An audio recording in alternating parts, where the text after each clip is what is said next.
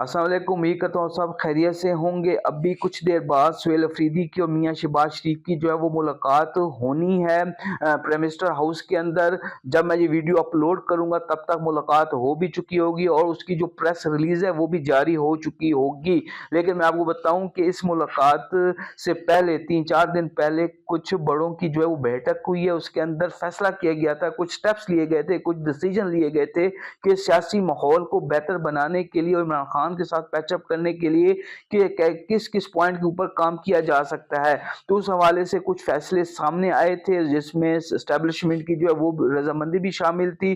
तो वो जो चीज़ें हैं, वो जो डिमांड्स हैं या वो जो ऑफर्स हैं वो पहुंचाई जाएंगी सुहेल अफरीदी तक।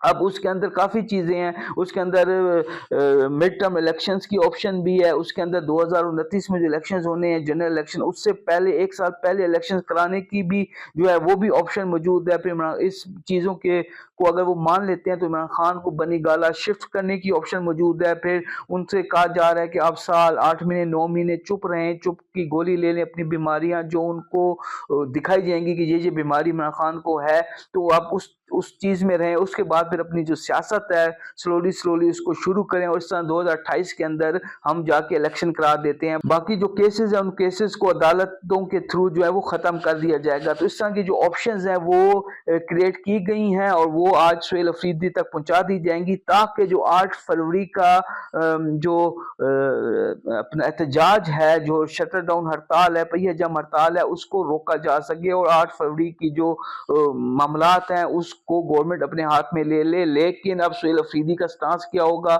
जो पीटीआई की पॉलिटिकल एक कमेटी बनाई हुई है इमरान खान की तरफ से, उनका क्या स्टांस होगा वो तो आने वाला वक्त बताएगा। लेकिन इस मुलाकात का जो एजेंडा है वो मैंने आप तक पहुंचा दिया है।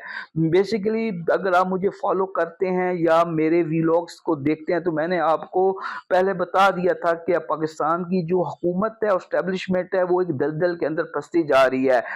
अमेरिका की जो डिमांड्स हैं, अमेरिका की जो रिक्वायरमेंट्स हैं वो पाकिस्तानी एस्टेब्लिशमेंट या हुकूमत पूरी फुलफिल नहीं कर सकती। और अगर वो फुलफिल नहीं करेगी, कोई ये जाके कमिटमेंट्स तो कर आते हैं, फुलफिल नहीं कर सकेगी, तो फिर जो हुकूमत है और या एस्टेब्लिशमेंट है उसको अवाम की सपोर्ट चाहिए होगी किसी हद तक अमेरिका को टक्कर देने के लिए। तो वो सपोर्ट तब भी हासिल की जा सकती है जब इमरान खान के साथ इंसाफ किया जाए या इमरान खान को रिलीज किया जाए। तो चीजें जो हैं वो खुद ब खुद उस तरफ बढ़ रही हैं, कुदरत उन चीजों को उस तरफ लेकर जा रही है कि एस्टेब्लिशमेंट और जो हुकूमत है वो मजबूर हो रही है कि किसी तरह से जल्द अज जल्द इमरान खान के साथ मामला जो है वो तय हो जाएं और जो इंटरनेशनल प्रेशर हम पे आने वाला है। मैं आपको एक बात बताऊं कि अगर बल्टग्राम की एयरबेस अफगानिस्तान नहीं देता अमेरिका को, तो पाकिस्तान अमेरिका की जो नजर है वो वादी तीरा पर है। वो वादी तीरा के अंदर जो है वो अपनी बेस बनाने जाएंगे।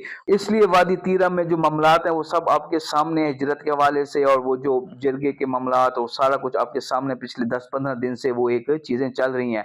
तो अब भी मैं आपको बताऊं कि एस्टेब्लिशमेंट और हुकूमत एक दलदल में फंस चुकी है। इंटरनेशनल जो प्रेशर है वो दिन ब दिन बढ़ता जा रहा है। उसके लिए जो सियासी राय हैं वो उनको ठीक करने की कोशिश की जा रही है। और ये मुलाकात जो है ये पहली मुलाकात होगी, इसके बाद भी मुलाकातें जारी रहेंगी और हर सूरत में वो जो 8 फरवरी का इलेक्शन है, 8 फरवरी की जो हड़ताल काल है और पीएम जो काल दी गई है, एहतजाजी काल पीटीआई की तरफ से, उसको रोकना और फिर फ्यूचर में इमरान खान के साथ जो मामलात हैं उनको किसी तरह से तय करना इस मुलाकात का एजेंडा है। उम्मीद करता हूं कि ये जो मुलाकात है ये को पॉजिटिव रिजल्ट लेके आएगी। हुकूमत भी पीछे 2 स्टेप पीछे जाएगी, सुहेल अफरीदी या पीटीआई जो है वो भी 2 स्टेप पीछे जाएंगे ताकि जो इमरान खान के लिए जो है आसानियां पैदा की जा सके। बहुत शुक्रिया।